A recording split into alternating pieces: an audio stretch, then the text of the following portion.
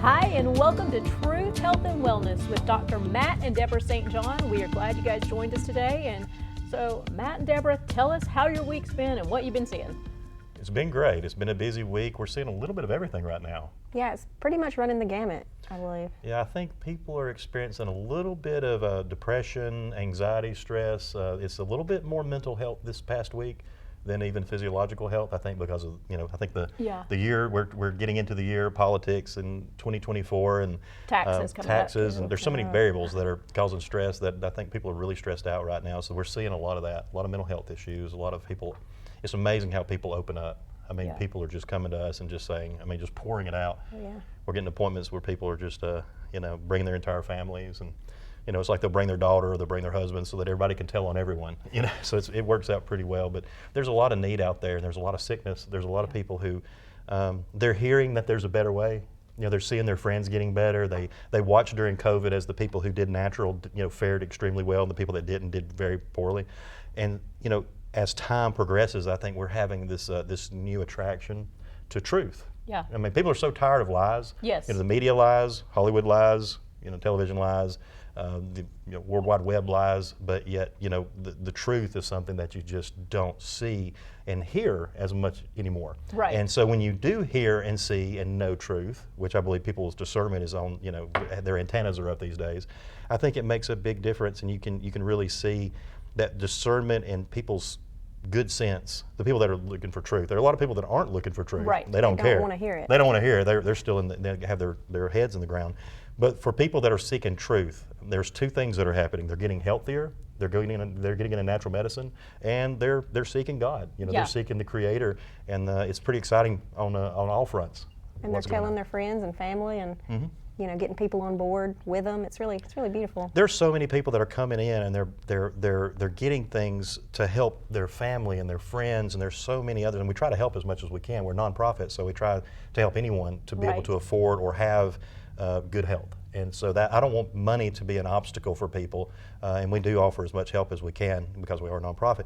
But it's really neat to see the transition, and we've seen so many people who the testimonies. We had a testimonial today that just made me nearly cry. That may be the one. I saw one that popped in on Facebook that was an amazing testimony. Yeah, so I think that was it. Yeah, I could probably pull it up and read it or something. But it was from some Miss Leonard, and we had helped her during COVID early on. Yes, that was it. And she has this incredible testimony, and she's been going on our Google page and leaving us great reviews. And she tells everybody she knows about that story, yeah. and it is so sweet. It's really precious, and we were just handling her like we handled everyone. She's a precious woman. She's affiliated with Trinity Church here in Oxford, and it's just an amazing group of people, really, that we're seeing. We're seeing that St. John's is like a culture of people that are coming to us, and they don't all agree about everything. There's the left wing and the right wing. They're the Christians, and they're the people who haven't found that yet, and they're people. But once again, it's interesting because everyone that seems to come to us are people who seek and appreciate the truth. Oh yeah, absolutely. And if you seek and appreciate the truth, then we're on the same page, and we'll be able to work with you. Right. Yeah. So. Well, for everybody out there, if this is your first time tuning in, we are live. So if you have any questions that you would like to ask Dr. Matt and Deborah, call in on that number on your screen, or you can email us anything on Facebook Live right now, and we'll try to get that question to them and see if we can't get you an answer. We're going to go ahead and jump in. Last week at the end of the show, you told us you were going to answer a question about bursitis. So if I'm saying it right, is there any kind of treatment for bursitis pain? There are several things. What I found to be most effective, I tend to have inflamed bursa. And a lot of your connective tissue, we have muscles, we have joints, we have our tendons, we have our ligaments, we have our bones. And people think, you know, well, I have a joint problem. Well, sometimes it's not just a joint problem. Sometimes it's particular components that make up the joint, or it's like an inflamed bursa. And to reduce the inflammation, you can use things like curcumin, or the turmeric, or you can use bromelain is a really good one, in particular for an inflamed And this is bursa. something you take. It's not something you rub on it, right? Right, Or- right, exactly. That's there are several things, of course, that you can use topically, like a lot of the CBD creams and a lot of the things that can help to really penetrate and to help with the pain. But once again, it's about really reducing the inflammation. Okay. You know, it's about inflammation reduction. And so when you take like the curcumin at a good strong dose, and in particular the bromelain for inflamed bursa, bromelain is actually found in pineapple. So it's one of the things that in pineapple, when you eat pineapple, you get this sort of a bitter taste. It's part of that is the bromelain content, and bromelain's been shown to be a pretty potent anti-inflammatory for particular parts of the body, and one of those is the bursa. So taking like a 1,500 milligram to 3,000 milligrams a day of bromelain is extremely helpful. Rutin helps with the nerve stuff. It's not as much, but for sciatica, Rutin is a great one. Matter of fact, you love Rutin. I love Rutin. Yeah. Yes. So it's really good for nerve pain, but for inflamed bursa, probably the curcumin and bromelain would be the absolute best to start out with first. And if they're actually trying to eat something, so just pineapple, or is there anything else that has the other ingredient in it that you mentioned? It's going to be it's going to be the best concentration in pineapple, and because pineapple is so good for digestion, bromelain originally was thought just to be a digestive aid. But as people started taking higher doses of bromelain, they realized really quickly that their inflammation was being reduced. So then the studies that they conducted showing that the inflammation was reduced, was conclusive. So it's really cool that we have something like that now. Turmeric is actually a spice that they use in Indian food a lot. So Mm-hmm. if you eat a lot of Indian food, you get a lot of turmeric. And True. isn't it orangish yellow? Because that's what I It was is. wondering when I was asking if you rub it on or it's not. Because very- I was thinking very you go orange. around with. Yeah, they use it for dye. They dye Okay. things. They use it with in curry and a lot of your Thai dishes, which my wife doesn't like curry. We've don't like discovered. curry. I She doesn't don't like either. curry. Same Okay, page. Good. Cool. Yeah, I finally found some Thai food that she likes, but it has nothing to do with curry. Nothing to do with it. But once again, it's not because she doesn't like curcumin or No, turmeric. no, Yeah, it's I really agree. important. We've been actually making fire cider, so we've been Yes. really messing with the turmeric. The roots, And what's funny with turmeric, they're kind of gross looking. They look like little they worms. look like little, almost like nubby fingers. Little grub worms, like Okay. And so then what's weird is that when we go to a Iquitos, we always go by these booths where they sell street food. And some of the best food we've ever had in Iquitos, if this is in Peru, this is in the Amazon jungle, when we get to this big city of Iquitos, they're selling street food. And we've had some of the best food in our lives from, on the streets there, and just have to be careful about the water. And so how things are cooked. So they have these worms on a stick. I'm not joking. They found the worms in the palm trees. We had several on our Grubs, yeah. land, grub worms, and they eat the palm, but the palm is so healthy that these worms are like extremely healthy. They're fat. They're fat and white and about that big, and they put them on a stick and then they fry them, Okay. and then they sell them to people who eat that. And, Skewer stick worms. skewered worms. Some people eat them raw. Some people do eat them raw. We're not going to do that, and we're still debating on whether or not. We keep wanting to stop, but just kind of like it took us 2 trips or 3 trips to the Amazon before we jumped in.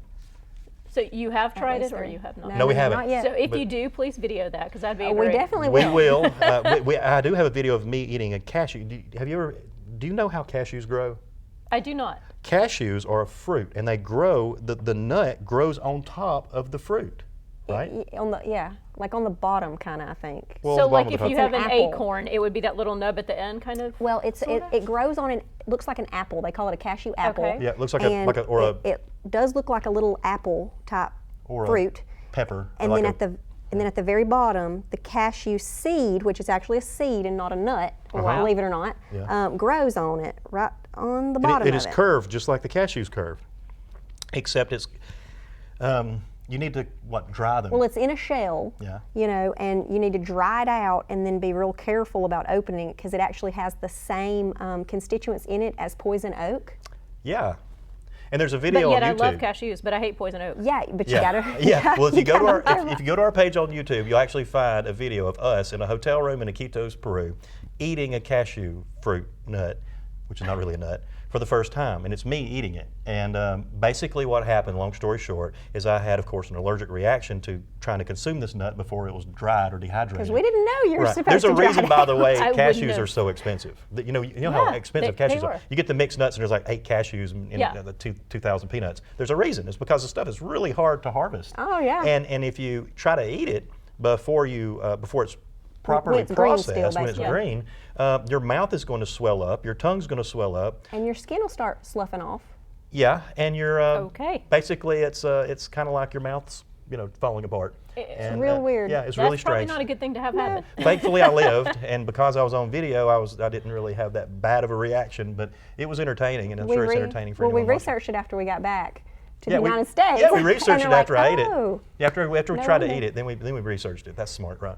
Wow, I just didn't. I had no idea on that, and I love them, but Yeah. But the worms will be safer is the funny thing. I know that we're not going to kill over Yeah. dead from the worms, but I really just don't like the idea of eating worms. Yeah, it's a that's- little, Personally, it's a yeah. little scary, but Yeah, a it lot is. of people do it. So Yeah. Chances are we'll do it in 3 weeks. you let us so. know and make sure and video that. I'll definitely video it. Well, on to the next one. And again, for everyone out there, if you have any questions, call the number on your screen, or you can send them in live on Facebook, and Dr. Matt and Deborah are going to try to answer them for you here live on the air.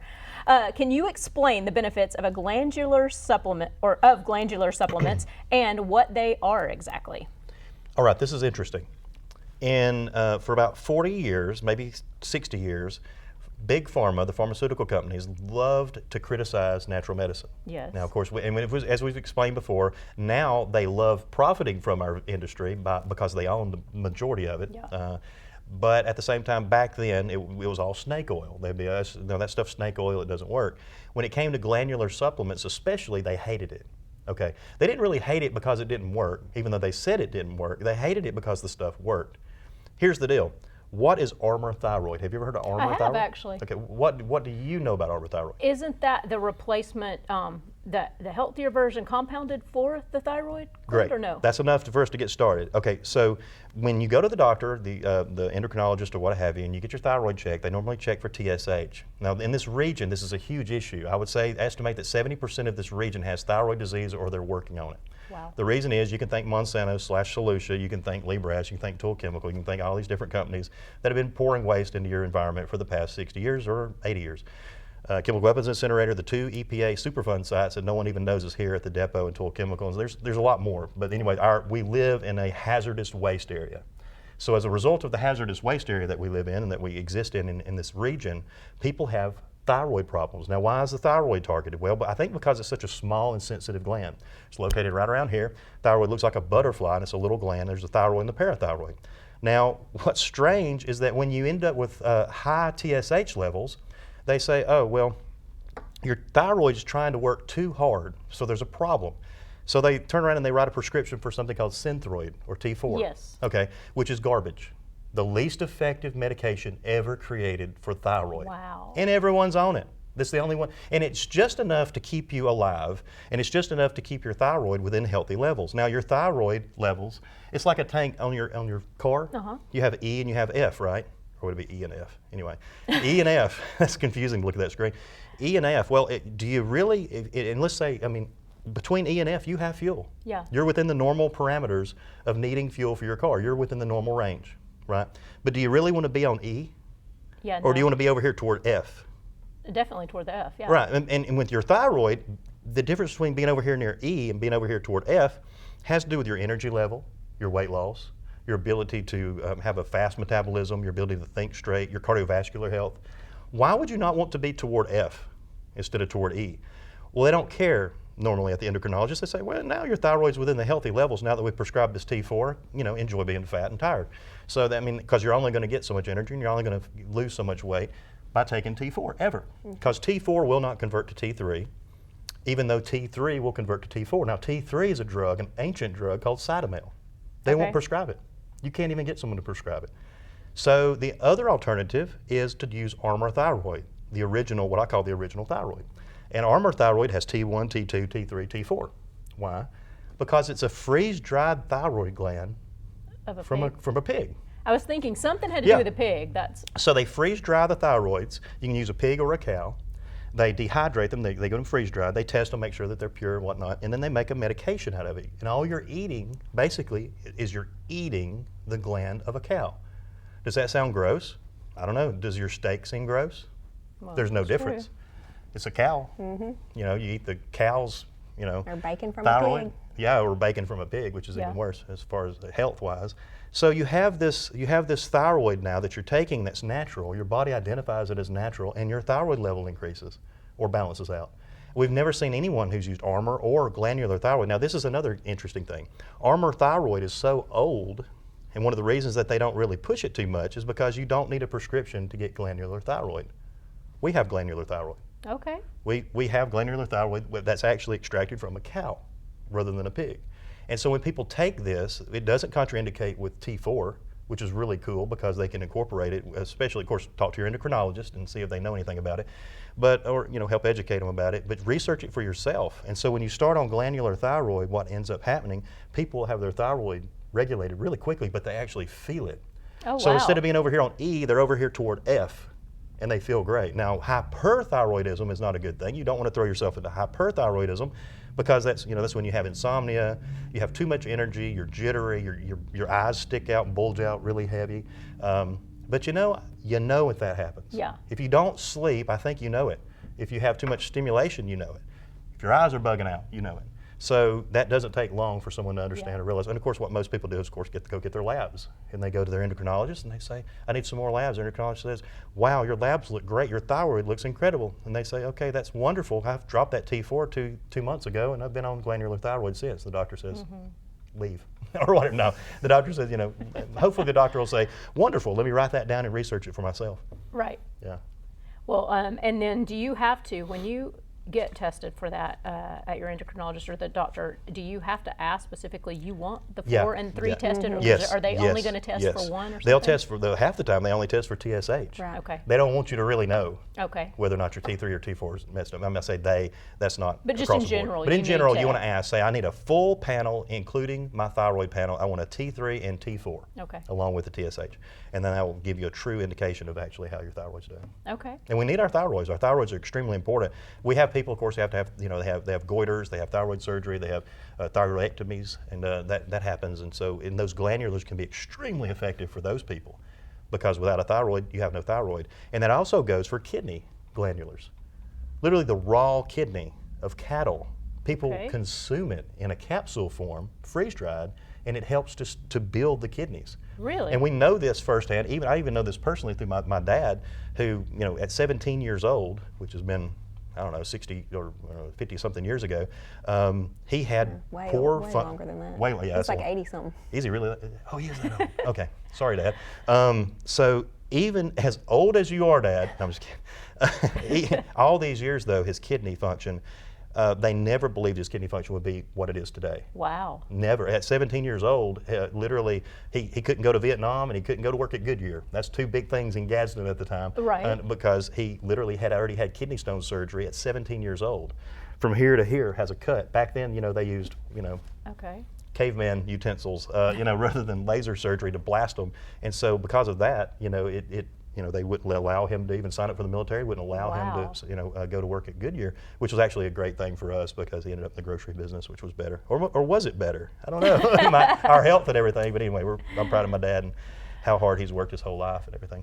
So, but it's really wild to see his kidney function even today. When he was born with bad kidneys, they're still working. They're still functioning. It doesn't have the greatest kidney function in the world, but he's not anywhere close to dialysis or anything like that.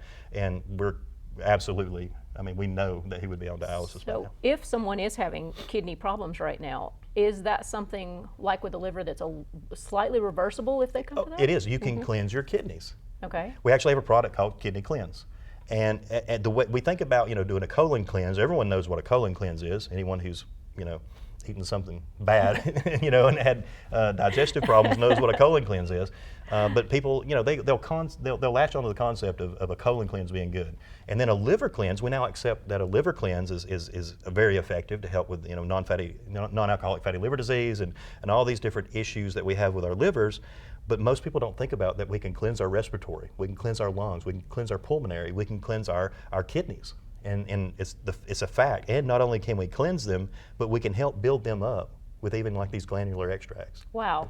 So it's really cool. And it's not just the kidney, it's also raw liver. There's raw liver supplements that people. Pancreas. Raw pancreas, raw pituitary, raw pineal. All these are available. Adrenal formulas and Yeah. Well, think about it. When you take a cow and you slaughter a cow, should you not use everything All you the can? parts, Right. yeah. That's the respectful thing to do Yeah. if you're killing an animal, is to use everything you can. And at least the good thing, I don't know, I'm not really a huge fan of the cattle industry, but they have, obviously, for profit's sake, figured out how to profit from every part of Yeah. the cow. And that's a beautiful thing when it comes to these glandulars. Yeah. Now, if you're a vegan, sorry, you're not going to want this. And understand that. And I'm completely and I understand vegans' principles when it comes to whatever principle they have when it comes to whether or not they just love animals to the point they can't stand the idea of having to kill one for food, or if it's just they're just doing it for their health reasons. I understand veganism, and of course, once again, a vegetarian, that's someone who typically is not purely vegan. They can consume eggs and fish, maybe, Right. but they're, or maybe just eggs sometimes. But yeah, when you're vegan, glandulars aren't the most attractive thing. So. Well, I'm blown away by that. But let's go ahead. Again, anyone out there, if you have questions, call in on the number on your screen or send them through Facebook, and we will try to get them answered for you. Let's go to the next question. Do you have any suggestions for a child's earache infection? Oh wow, yeah, that's something we're seeing right now. good bit a good right bit now. of, and it's pretty easy fix for most kids. It's they normally get over them pretty easily, but what happens is when you're having chronic reoccurring ear infections, there's a greater problem. There's something else going on. Now, as far as just the ears, using ear candles. Have you ever heard of an ear candle? I have actually. Yeah, they're coming pretty. from Hollywood. I've heard a lot about. Oh them out yeah, there, they were so, ear yeah. candling in Hollywood long before they were ear candling here. But it's really neat. Basically, it's a cylinder tube that's made of paper, and then they'll coat it in beeswax or paraffin, and of course that beeswax or paraffin will burn, and it's in like a cone shape. So they're normally about this big around, and then they go down into a cone which fits into your ear. You lay on your side. If we were on this table, I'd be laying on my side with my ear up. We'd put the ear candle in my ear. We'd put a paper plate or preferably an aluminum pie pan. We would cut a little hole in it, just the size of the ear candle. We put it over the ear candle about 2 inches from your head, because you don't want to catch your head on fire or your hair. We don't want a Yeah, that Michael would be Jackson bad. incident. Half the people listening don't even know what that is. He was doing a commercial for Pepsi-Cola's hair caught on fire. But anyway, so you don't want their hair to catch on fire. I actually had a guy's face get burned one time. Thank the Lord he didn't sue me. Anyway, so that's also the last time I did ear candles at St. Yeah, John's right. Nutrition for someone. Sorry, guy. The risk is real. It is real, and thankfully he didn't sue me. So you light the other end of it. So now you're dealing with ears, laying down, and catching something on fire that's in your ear. So already a lot of people are saying, which I don't blame you. If you don't like this, then But if you can get your kid to sit down for 5 minutes, if your kid can't even sit down for 5 minutes, you're also kind of up a creek. Turn the It TV. depends on the age for sure. It really does. You can't do this on a 2-year-old. So as the candle burns down, as this paraffin and candle or whatever it might be, paraffin or beeswax burns down, it draws through the cylinder tube. The smoke and the heat draws up into the tube earwax. Well, first thing it does is it does away with moisture.